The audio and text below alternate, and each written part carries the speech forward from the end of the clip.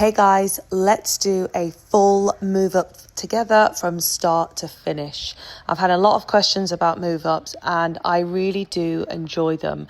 So most of the time, if I am offering a move up service, I encourage my clients to come in at the 4 to 6 week mark. I find that if they go longer than this, then they're going to have a lot of shed, a lot of build up, and it would have grown out so much where it's really difficult to do a clean move up. So my rule is 4 to 6 weeks for a move up like this, and usually I will only do 1 to 2 of these maximum. How do I tell the difference between if they can only do 1 or if they can do 2? So if I'm only offering 1 move up, it's usually because they either have really fine hair or they're heavy shedders, or honestly it could be a combination of the two. The reason that I would only do 1 on a client like this is because if you have a lot of shed or if they have really fine hair, you are then going to comb out that shed, push it back up with the bead, and you're probably not going to have enough natural hair to then go ahead and support the weight of the weft for another 4 to 6 weeks of wear. So I would do 1, and then when I see them the next time, I will do a full reinstall. And then if they have, medium density hair, they don't shed a lot, or even thicker hair, then I can always do 2 move ups like this. And then after the 2 move ups, I'll go ahead and do a reinstall. So one question that I have about a move up is, do I do them on everyone? And no, I don't, because I actually have some clients that do prefer not to do a move up. So they don't like a move up and they actually prefer to go a little bit longer and do a reinstall every time, which is totally okay. I'm happy to do that, and honestly, if that's their preference, it's fine by me. So if they are someone that wants to do a reinstall every time, usually I find that they go around like 10 weeks in between their appointments, give or take. Sometimes it's a little bit less, sometimes it's a little bit more, but I do find that for most of them it is around 10 weeks. So then when they come in at the 10-week mark, I go ahead and just remove the weft, I redo the beaded foundation, and I reinstall and re-sew those wefts back into place. So let's get back into the move up. As you can see, what I always do is, because I'm doing a hidden row, I split open that weft to find out where that bead is.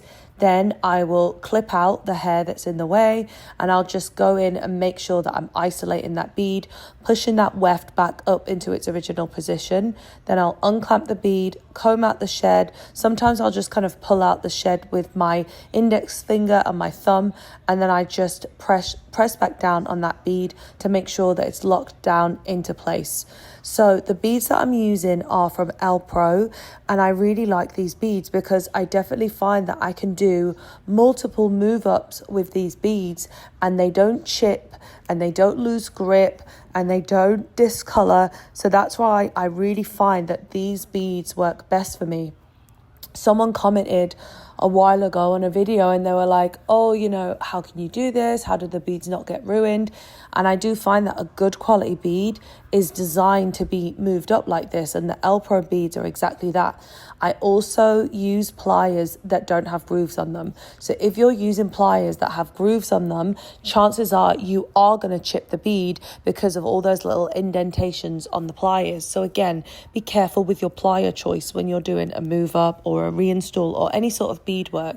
So these pliers are actually brand new. They're from El Pro, and I really like them because they've got that little hole so you can pop open the bead and then you can just clamp it down. And the pliers, again, like I said, they're smooth. They don't have the grooves, so they don't chip the bead. Another pair of pliers that I really like is from Hair Made Easy, and I also think I have a pair linked on my Amazon storefront that don't have the grooves either. So that is the key. It's all about the tools, and the tools that I use allow for this, which I really, really like.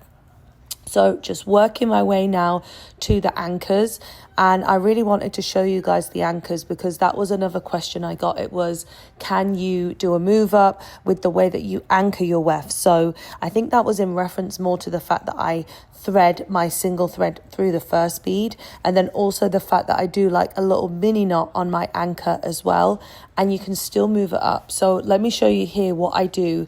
I sometimes will unclamp the bead and I find it's not going up as easily as I'd like. So if that happens, all I do is, after I've unclamped the bead, I slide down the weft a little bit and the bead, and then with the end of my comb, I just go in and gently slide up that excess shed. So I'm pushing that shed out of the way, and then that way you can see I can easily push that weft up and then also push that bead up as well. I know that a lot of people are very divided on whether they offer move-ups to their clients. Some people really disagree with them and they don't think that they work, and some people really, really love them. I personally love them, and I think they're a great thing to offer your clients in between their maintenance appointments, because it's stopping anything from pulling or dragging or feeling like there's too much tension at the corners, because you're pushing that weft back up into its original position. So you're making sure that everything feels nice and secure again. It's not hanging, it's not flapping, and your client isn't catching their brush or their comb or even their fingers in the weft. So I definitely think that it's such a good option. And if someone was going, let's say 10 weeks, for example, or 8 weeks, technically in between that, they would have had a move up. So I don't really see the issue, and I don't really understand why people have such a problem with the move up. The only time I would understand is, of course, like I said at the beginning, if they're heavy shedders, if they have really fine hair, if you feel like the hair couldn't support a move up and would need a fresh foundation every single time, then yeah, of course you're going to do a reinstall. And again, like I said, that's something that I do, and it's something that I do talk to clients about and I do suggest. And these are things that I go over with my clients when I do a consultation with them as well, because in that way you're setting them up for success, and then they know what to expect when they come in for that appointment. They know how much time they need to set aside in their schedule, and they know how much money they need to set aside as well. Because for me, when I do a move up, if it's a hidden row like this, I charge $100 per row for a move up. However, if I'm doing a reinstall, I charge $200 per row for a reinstall as well. So I always want to let them know, okay, today you're going to come in, it's going to be a move up and it's going to be $200, and you are going to be in and out within around half an hour.